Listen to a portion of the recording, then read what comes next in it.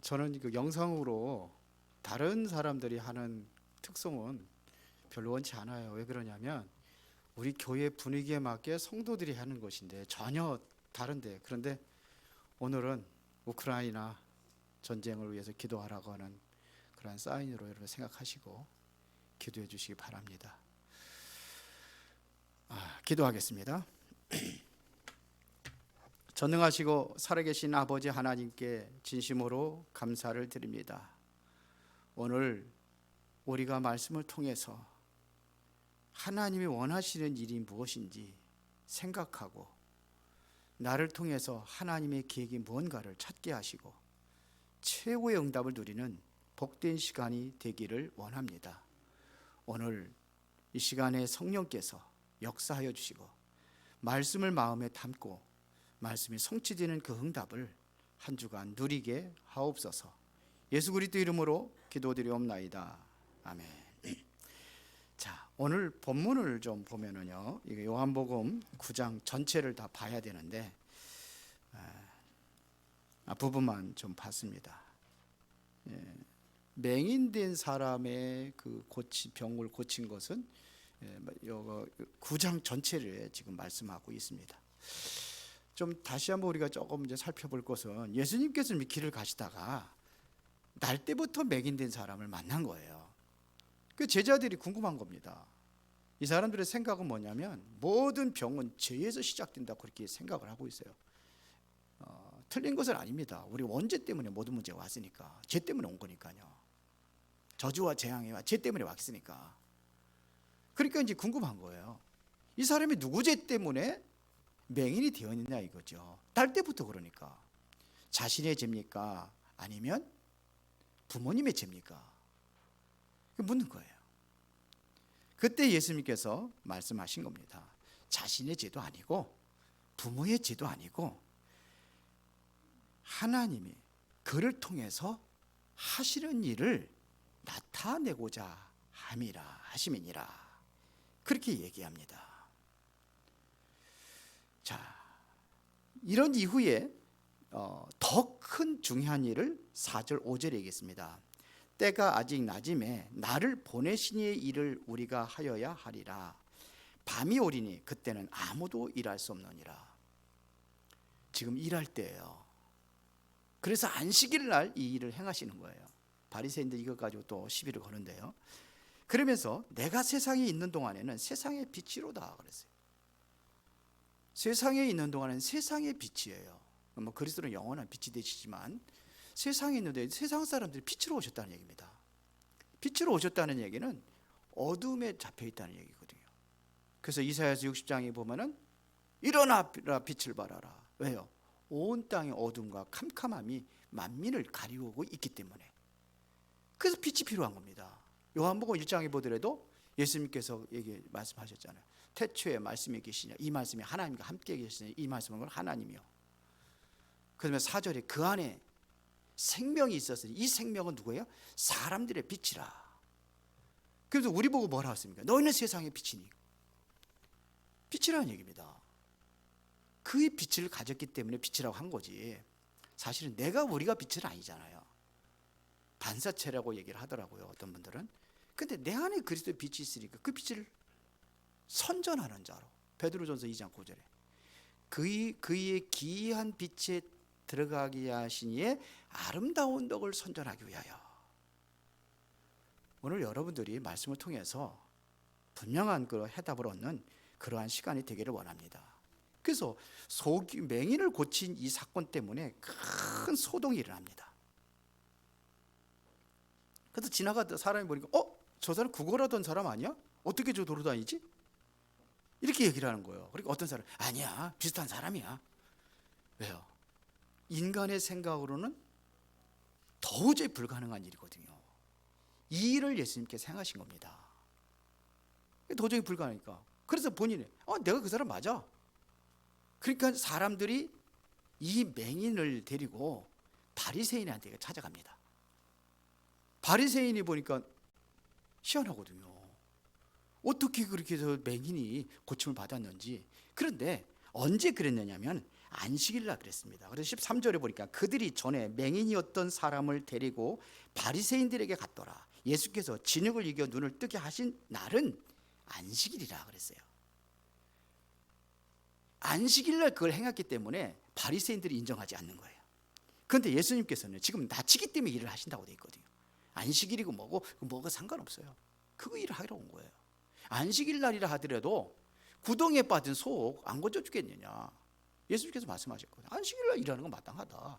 이런 얘기입니다.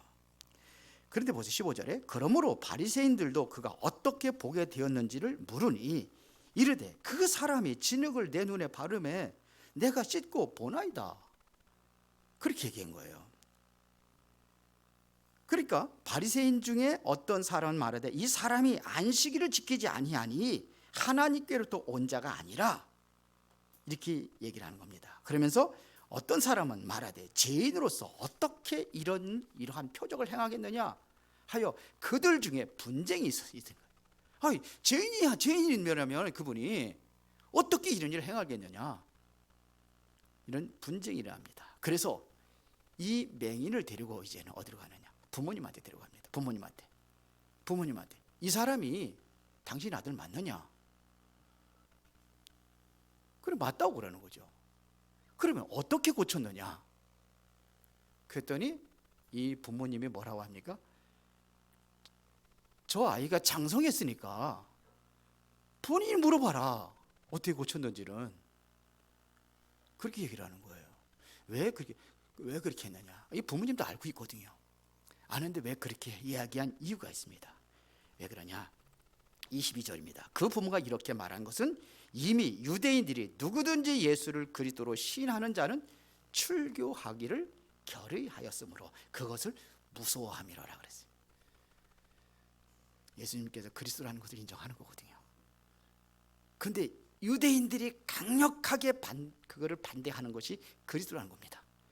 예수님은 그리스도로 오신 것을 이 사람들은 절대로 부인하는 겁니다. 그래서 그렇게 이야기를 부모님이 이렇게 한 겁니다. 그러니까 이 사람이 또 맹인에게 또 묻습니다.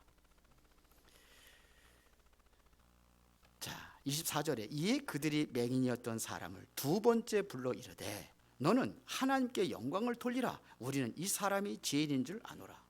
대답하되 그가 죄인인지 내가 알지 못하나 한 가지는 아는 것은 내가 맹인으로 있다가 지금 보는 그것이니라 그랬어요. 그리고 26절에 그랬잖아요. 또 그들이 이르되 그 사람이 내게 무엇을 하였느냐? 어떻게 네 눈이 뜨게 됐느냐? 27절에 대답하는 겁니다. 이미 일렀어도 듣지 아니하고 어찌하여 다시 듣고자 하나이까? 당신들도 그의 제자가 되려 하나이까? 당시 진짜 정콩으로 그 사람들의 그 약점을 찔러버린 거예요. 그들이 욕한다고 그랬잖아요. 68절에 그들이 욕하여 이르되 너는 그의 제자이나 우리는 모세의 제자라. 이러한 사건이 일어났습니다. 오늘 본문에 굉장히 큰 소동이 일어난 거예요. 자, 우리가 여기서 살펴본 날 때부터 소경이라는 것은요, 맹인이라는 것은 이것은 운명을 얘기하는 겁니다. 운명입니다. 불신자들, 우리는 기독교는 운명이라고 얘기하는데 그들이 하는 운명입니다. 운명이라는 것은 아무도 할 수 없다는 것이 운명입니다. 부모들도 할 수 없는 거고 교회도 할 수 없는 거예요. 제자들은 못 하잖아요. 바리새인들이 못 하잖아요. 부모님도 어쩔 수 없습니다. 제자들 하는 게 죄나 지적할 줄 알았지. 누구 죄 때문이야 이것만 얘기했지 해결할 수가 없기 때문에요. 다시 말하면 내가 나를 어쩔 수 없는 상태를 얘기하는 거예요.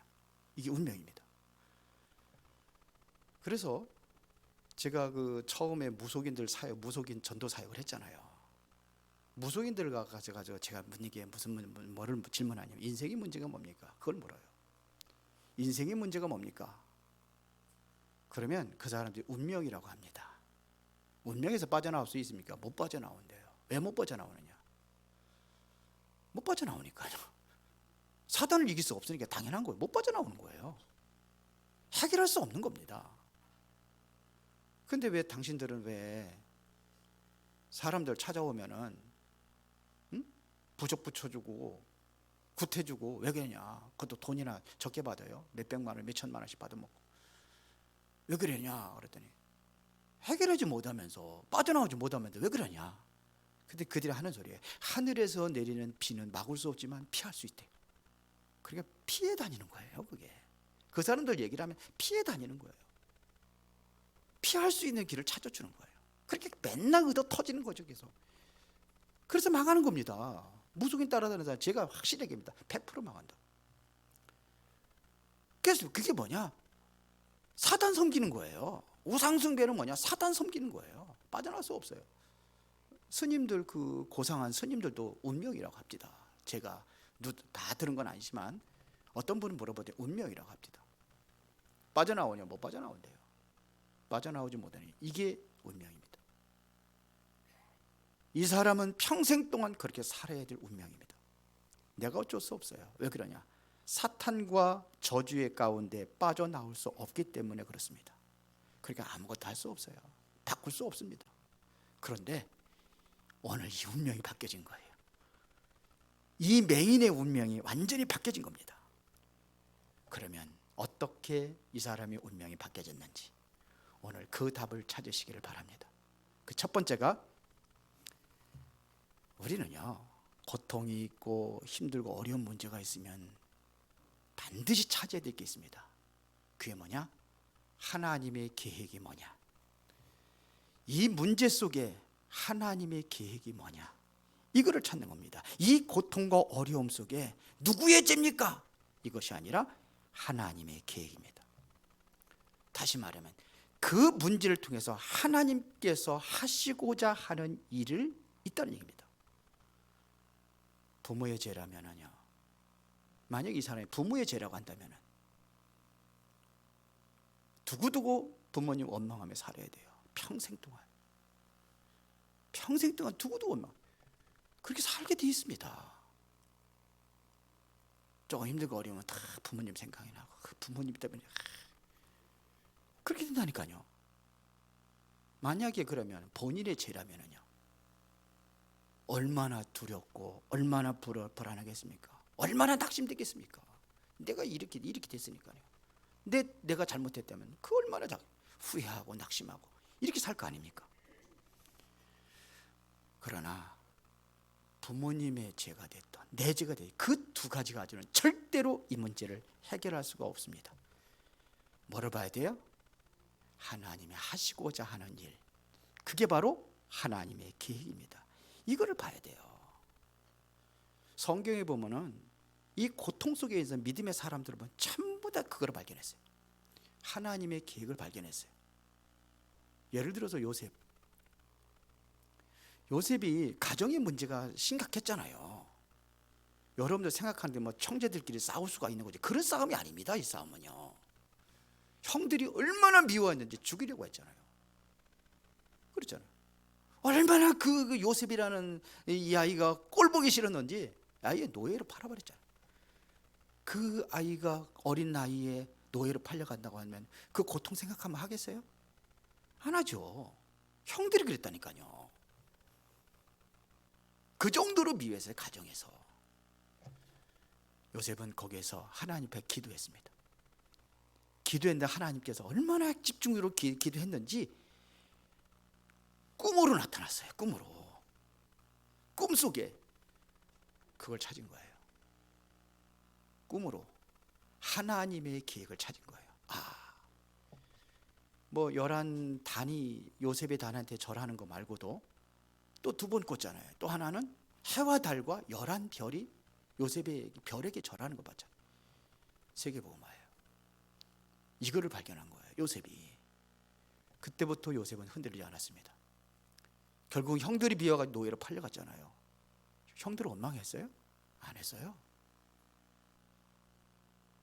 억울한 누명을 쓰고 감옥에 들어왔는데 보디발의 아내, 누명을 씌운 보디발의 아내 원망했어요? 안 했어요.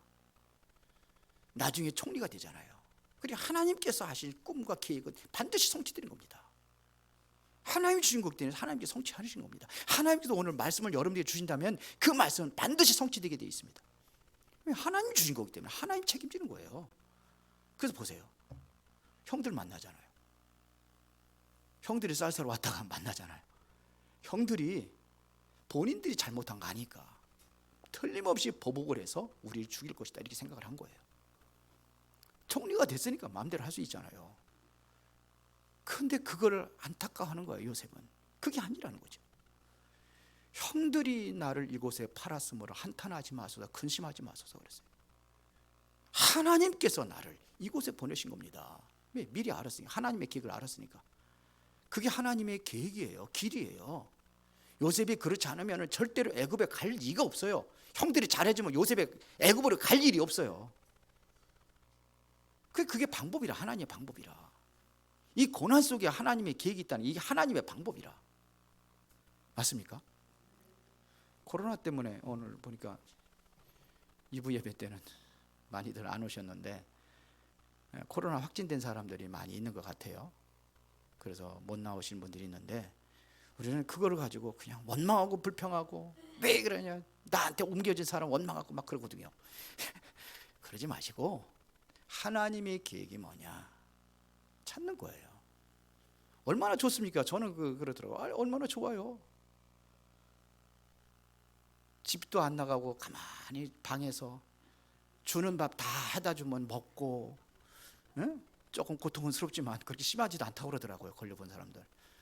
그러면서 하나님의 말씀에 묵상하고 기도하고, 그동안에 못한 거 말씀 정리하고. 바빠서 못했잖아요. 직장 다니고 하느냐고. 그때 하는 겁니다. 그때 얼마나 큰 계획입니까? 근데 원망하고 불평하고 그러면, 우리 아이들 때문에 주로 많이 옮겨오잖아요. 저는 뭐 쓸데없는 데 돌아다녀가지고 그런 옮겨가지고서 가족들 다 번지겠다고. 그럴 게 아니라 하나님이 하신, 그렇게 믿으시기 바랍니다. 그러니까 요셉이 그랬다니까요. 구원받은 사람들에게 어려움이 온다. 그건 틀림없는 하나님의 계획이 있습니다. 그걸 발견하는 거예요. 요셉이 모세가 그걸 발견하니까 어떡합니까? 나중에 발견한 거예요. 모세는 늦게 깨달은 거예요. 가잖아요. 애굽으로 가서 가잖아요. 홍해바다가 가로막혀 있고 애굽에서 군사들이 막 그냥 또 이스라엘 백성을 잡으러 오고 할 적에 알잖아요. 하나님께서 우리를 구원하셔서 이곳에 오게 하셨다면 하나님께 책임질 것이다. 모든 사람들이 모세 원망하고 불평할 때에 모세는 어떻게 했습니까? 오늘 너희들은 가만히 서서 여호와께서 행하시는 구원을 봐라. 다시는 저 사람들 보지 못할 것이다. 그렇잖아요. 그래서 하나님께 기도하니까 하나님께서 기도 그만하라고 그랬어요. 언제까지 기도할 것이냐? 내 손에 든 지팡이 든 손을 바다에 대한 내밀어라. 홍해바다가 갈라지는 기적이 일어났어요. 상관없어요. 다윗도 마찬가지입니다. 하나님의 계획이 뭐냐? 여러분들의 문제와 어려움이 있을 때 하나님의 계획이 뭐냐? 이거를 잡을 때 운명이 바뀌어지는 역사가 일어나게 되는 줄로 믿습니다. 그렇죠? 성경에 보면 큰 고통 속에서 하나님의 계획을 발견한 사람, 믿음의 사람들은 하나같이 다 그렇게 됐어요. 바울은 감옥에 들어갔는데 기도하면서 찬양할 때에 옥문이 열리잖아요. 그럼 할렐루야 응답받았다. 나가야 될 거 아니에요. 안 나가잖아요. 뭐냐? 처음부터 하나님이 우리를 여기에 보내진 계획이 뭐냐? 그걸 찾은 거예요. 그렇잖아요. 바울이. 그러니까 간수장이 막 지진이 나가지고 옥문이 열려주니까 다 제수들 다 도망간 줄 알고 칼로 자기를 죽이려고 할 적에 뭐래요? 우리 여기 있으니까는 손대지 말아라. 그러니까 이 간수가 뭐라니까? 우리가 그럼 어떻게 해야 구원을 받을 수 있을까? 주 예수를 믿으라. 그러면 너와 네 집이 구원 얻으리라. 그게 바로 감옥에서 한 소리예요. 하나님의 기획을 받는, 그렇다니까요. 바울 보세요. 그 빌립 집사의 3명의 딸들인데 예언하는 사람들이에요. 뭐라고 예언했냐면 바울의 띠를 풀어다가 손을 꼭꼭 묶으면서 이 띠 주인이 예루살렘에 가면 이렇게 묶여서 잡힐 겁니다. 가지 말라는 거죠. 은사 받은 사람이에요. 예언의 은사 받은 사람이에요. 그게 하나님의 뜻입니까? 예언도요. 맞아요. 그대로 예언대로 맞아요. 가지 말라는 얘기입니까? 생각과 내 기준 가지고 얘기하잖아요. 바울은 어떻게 했습니까? 내가 잡힐 뿐만 아니라 내 목숨이 끊어진다 하지 나는 가겠다는 거죠. 그게 하나님의 계획이에요. 가잖아요. 잡히잖아요. 붙잡혀가지고 로마로. 그때 로마로 후송되면서 큰 유라굴라 광풍이 만났을 때 하나님께서 뭐라고 말씀하셨습니까? 바울아 두려워하지 말라. 내가 가이사 앞에 서야 하리라. 하나님의 계획이에요. 언제 운명에서 빠져나올 수 있느냐? 두 번째입니다. 그리스도를 만났을 때. 이 맹인이 다른 사람을 만났다면 이게 해결 안 돼. 그리스도를 만난 겁니다. 그래서 이 문제가 해결된 겁니다. 그리스도의 하나님의 역사가 일어났단 말입니다. 그런데 어떻게 했느냐가 중요하죠. 예수님께서 어떻게 했느냐? 침을 땅에다가 뱉고 거기다가 진흙을 이겨가지고 눈에 붙여가지고 실로암 못에 가서 씻으라. 실로암 못에 가서 씻을 때에 눈이 열려졌어요. 예수님은 그렇게 안 해도 고칠 수 있어요. 그래서 다른 장에 다른 데 보면은 예수님께서 다른 맹인 고칠 적에는 기도해 줬어요. 그냥 기도했는데 봤어요. 눈이 열렸어요. 예수님이 그랬거든요. 죽은 자도 그냥 일어나라, 나사 일어나라, 그렇게 일어났어요. 근데 왜 여기에서는 굳이 그렇게 했을까요?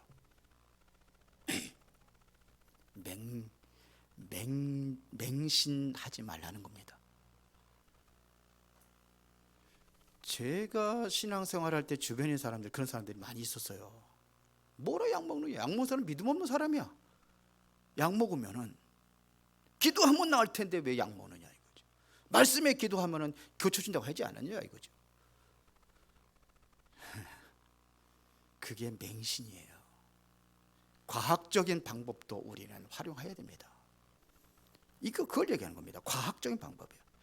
여러분들, 흙도요 약이 될 수가 있어요. 때로는요. 침도요 약이 될 수 있어요. 당장 모기 물려보세요. 그럼 뭐부터 발라요? 침부터 바르잖아요.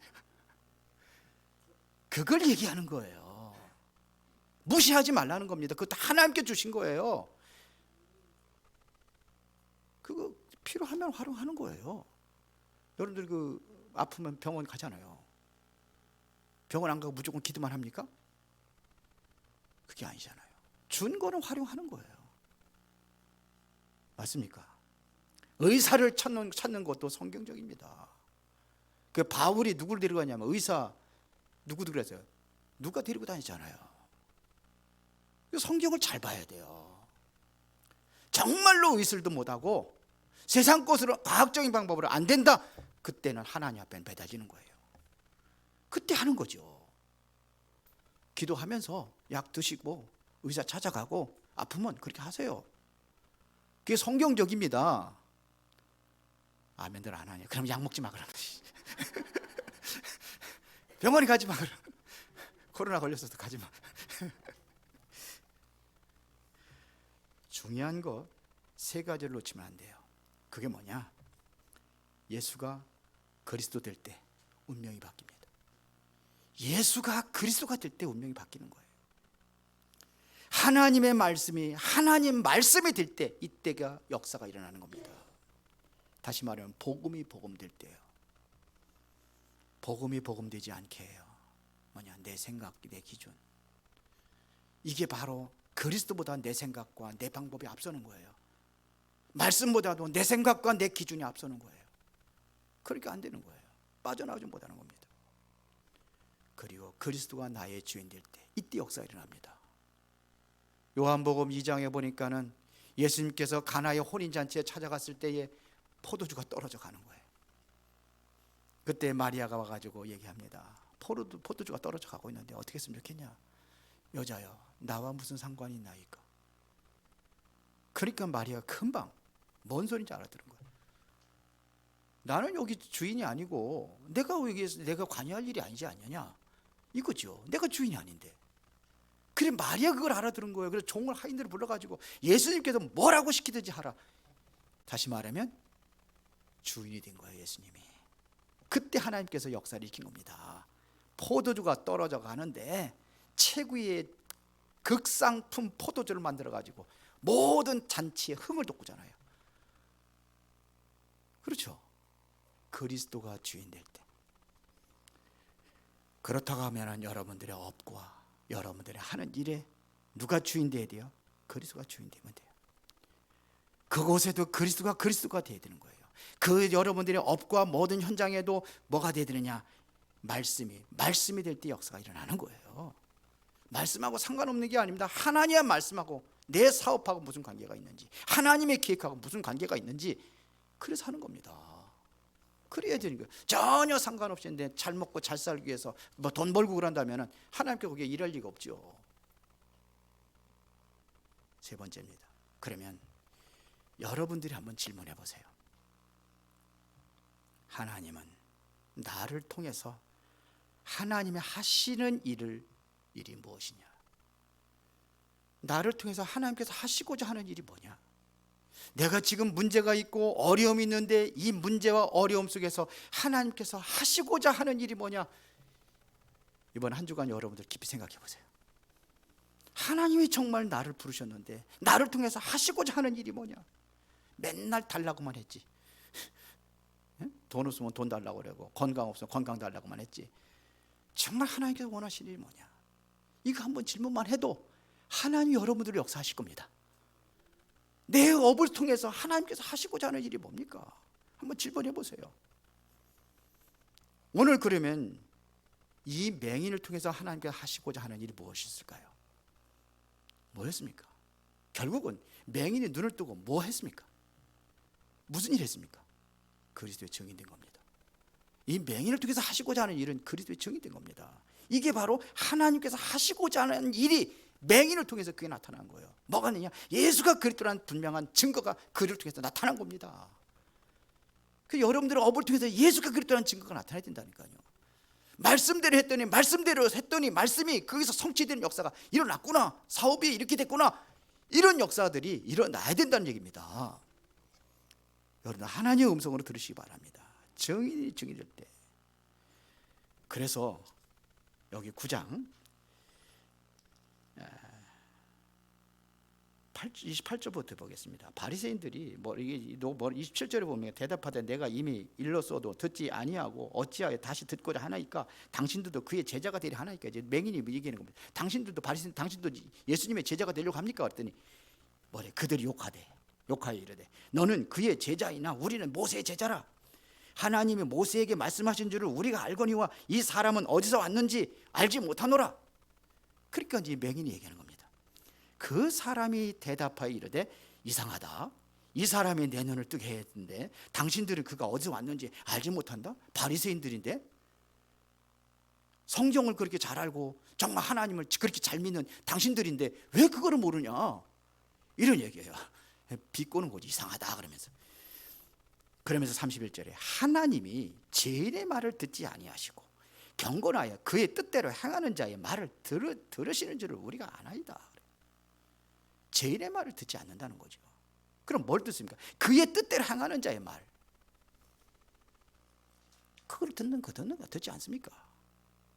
그러면서 32절에 창세 이후로 맹인으로서 난자의 눈을 뜨게 하였다 함을 듣지 못하였으니 이 사람이 하나님께로부터 오지 아니하였으면 아무 일도 할 수 없느니라 그랬어요.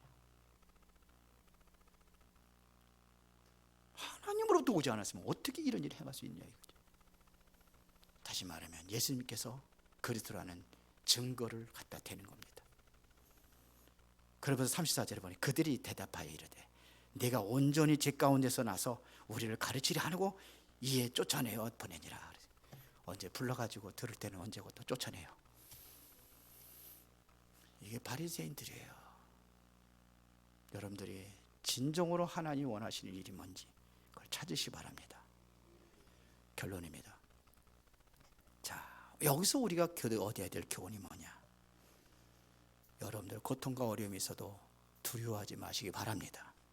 그렇죠? 왜 그러냐? 요한일서 4장 18절에 보니까 사랑 안에는 두려움이 없고 온전한 사랑의 두려움을 내쫓나니 두려움에는 형벌이 따름이니라 그랬어요. 여러분들이 사랑 안에 거하면 두려움이 없어요. 그리스도의 사랑 안에 있으면 두려움이 없어요. 근데 자꾸 그거 벗어나니까 두려운 거예요. 문제 오고 사건 오면 두려운 겁니다. 아기는요, 시골에 살았으니까 우리 시골에 살았잖아요. 우리 어머니랑 같이. 우리 어머니 굉장히 무서움을 많이 타. 시골에. 그리고 밖에 이제 밤에 이제 어디 나갈 일이 있으면 저를 데리고 가요. 아니면 또 아기를 업고 가요. 우리 동생이 있어요. 아기만 업고 가도 든든하대요. 그런데 우리 하나님이 함께 하신다면 더 든든할 거 아닙니까? 하나님이 함께 하신다면, 하나님의 사랑 안에 거하면 두려움이 없어요. 어린아이는요, 부모님 품에 있으면 가장 행복하고 가장 안전하다고 생각합니다.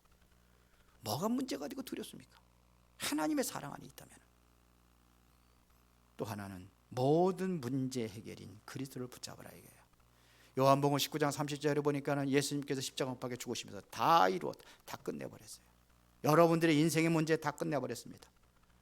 바울은 골로새서 2장 2절부터 3절에 보니까 모든 풍성함과 하나님의 비밀인 그리스도를 깨닫게 하라니 그 안에는 지혜와 지식과 모든 보화가 감추어져 있느니라. 그리스도 안에 다 있어요. 그리스도로 얻으면 다 얻은 겁니다. 그렇다면 여러분들은 하나님의 좋은 계획이 있으니까 그것이 발견됐다면 도전하는 겁니다. 하나님의 계획이 무엇인지, 하나님의 뜻이 뭔가 발견했다, 그러면 도전하는 겁니다. 내가 경제를 통해 가지고 하나님의 일을 위해서 내가 쓰임받기 원합니다. 그러면 10배로 뛰세요. 일을 하지. 일을 하고 일 안 해야지. 일 안 하고 우선 무슨 경제 축복이 옵니까? 뛰면서 기도하면서 하세요. 그리고 하나님의 응답 주시는 것만큼 여러분 전도하면 됩니다. 전도를 위해서 여러분이 쓰임받기를 바랍니다. 그리고 우리가 후대들을 키우려고 하는 게 RUTC입니다. RUTC. 내 후대들을 훈련하면서 후대를 제대로 키우는 일.